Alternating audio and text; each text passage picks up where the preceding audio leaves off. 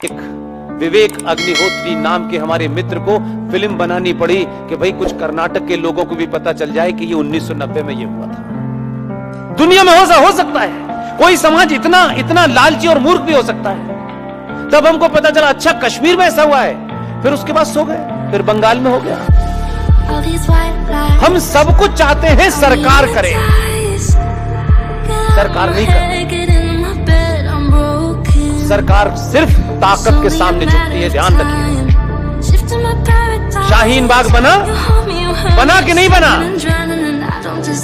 92 साल की महिलाएं नानी दादी बैठी कि नहीं बैठी? उसके बाद की कहानी पता है? सुप्रीम कोर्ट ने दो पिलर भेजे कि आप इस धरने को बंद कर दीजिए। उनका सुप्रीम कोर्ट की औकात क्या है? ये हमारे एग्जिस्टेंस का मामला है, नहीं मानी बात। सच बताऊं आपको,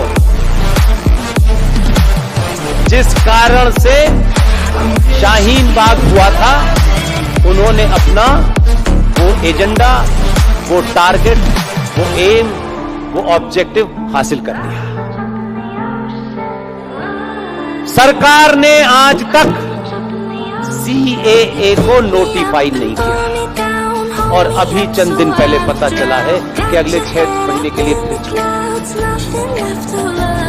किसी का परमानेंट कोई रहेगा ऐसी उम्मीद नहीं।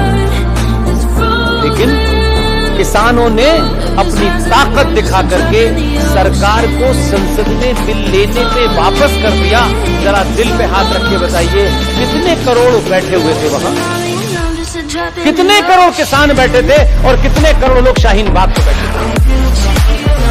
चंद लोग जिनकी गिनती आप उंगलियों पे कर सकते हैं। आप 95 करोड़ हैं। क्या कभी आप किसी मुद्दे पर ये तय करके कि अगर ये देश की सत्ताएं भीड़ तंत्र से डरती हैं, सड़क को रोकने वालों से डरती हैं, तो कम से कम अगर आप अपने देश के युवाओं के उन युवाओं से कहते जो बेरोजगार हैं कि तुम्हारे 6 महीने का खाने का बंदोबस्त हम करते हैं, 1 करोड़ लोग संसद के सामने बैठना और उनसे कहना कि जितने भी चीजें संविधान को रौंद करके आपने बनाई हैं, उन्हें जब तक समाप्त नहीं करोगे हम नहीं उठेंगे। ये ताकत आपके अंदर थी कि नहीं थी? ये नहीं कर सकते थे क्या आप, या नहीं कर सकते हैं? लेकिन आप फेसबुक से चाहते हैं हिंदू राष्ट्र हो जाए, फिर फेसबुक से चाहते हैं वक्फ प्रॉपर्टी कानून हो जाए। तो भाई साहब, फेसबुक से तो फेस टू फेस बात नहीं हुई। आप किस गलतफहमी के शिकार हैं? आपको ये युद्ध लड़ना पड़ेगा और पहले अपने आप से लड़िए, यहां से ठीक हो जाइए। जिस दिन यहां से ठीक हो गए, ये जो छोटे भाई का पजामा बड़े भाई का कुर्ता पहने घूम रहे हैं, कभी यहां गर्दन कभी वहां गर्दन, 1% सनातनी हो जाए, किसी को मारने किसी को डराने की बात नहीं कर रहा। इस मंच से कह रहा हूं, यहां का डर निकाल दो, पूरी दुनिया तुमसे डरने लगेगी। और ये डर इसलिए नहीं निकल रहा आपका। बहुत लोग मुझसे पूछते हैं, मेरे वेल विशर में बैंकॉक गया था तो वहां गुजरातियों के 10-12 परिवार। मैं ये सोचता हूं कि मैं एक मध्यम वर्ग का परिवार का एक लड़का, जिस नौकरी करी, शादी करी, बच्चे, ये तमाम बड़ी आसान सी चीजें थी। बैंकॉक में मैं गया, उस परिवार की तमाम महिलाओं ने मुझे बुलाया, कोई 25-26 और मेरे लिए उन्होंने महामृत्युंजय जाप किया। मैं ये सोचता था कि कहां बैंकॉक, क्या इनके मन में है, मैं कौन हूं ये कर रही है। लेकिन मैं आज आपसे कहता हूं, अपने योद्धाओं को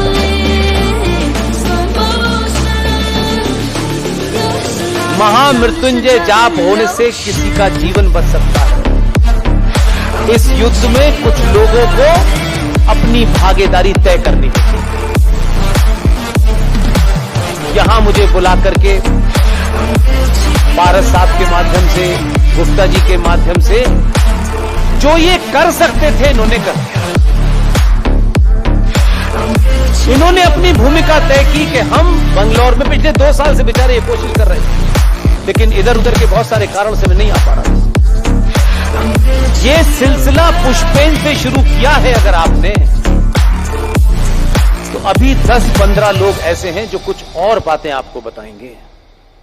ये सिलसिला न रुके, ये जागृति लगातार चलती रहे और तब तक चलती रहे जब तक आप सड़क पे निकलें और जो गेरुए वस्त्र पहने हो और अकेला सड़क पे चल रहा हो और छोटे भाई का पजामा बड़े भाई का कुर्ता पहने 50 लोग भी आ रहे हो तो वो रास्ता बदल ले, तब समझिएगा कि देश बदला है।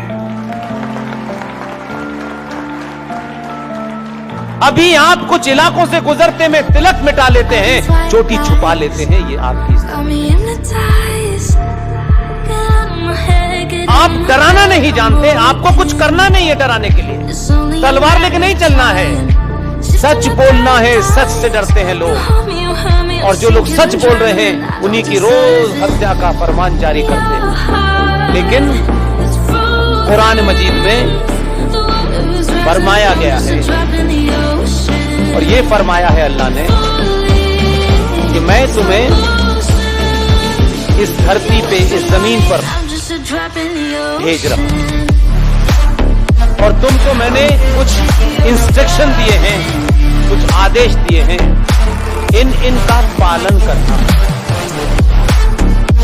और अगर तुमने धरती पे जाकर इन उसूलों को नहीं माना, इन रूल्स को नहीं माना और मेरे बताए रास्ते से तुम हटे, तो मैं इसी धरती पर ऐसे लोगों को भेजूंगा जो तुम्हें रास्ते पे ले आएंगे। लेकिन अल्लाह मियां ने ये नहीं बताया था कि वो 2014 में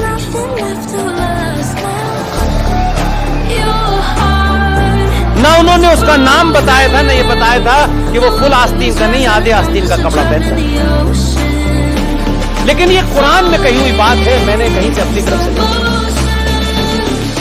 और ये सिलसिला अल्लाह चाहता है कि उसके ये जो बंदे हैं जो कहते हैं हम अल्लाह के बंदे हैं लेकिन अल्लाह से पूरी तरह से गाफिल हैं, इन अल्लाह के बंदों को अल्लाह के रास्ते पे लाने के लिए उन्होंने अहमद अली और मोहम्मद अली का नाम से नहीं भेजा और ये सिलसिला शुरू हुआ है। इसलिए आपको नहीं बदलना है। क्यों घबरा रहे हैं इनको? ये अपने लोग, ये कतई अल्लाह के फरिश्ते नहीं, इनका उससे कोई संबंध नहीं। अल्लाह ने ये कहा कि इसको लगातार सिलसिले को जारी रखूंगा मैं। 14 वाले से जब तुम नहीं डरे, कुछ दिन के बाद तुम डराने लगे, तो 17 में यूपी में भेजा,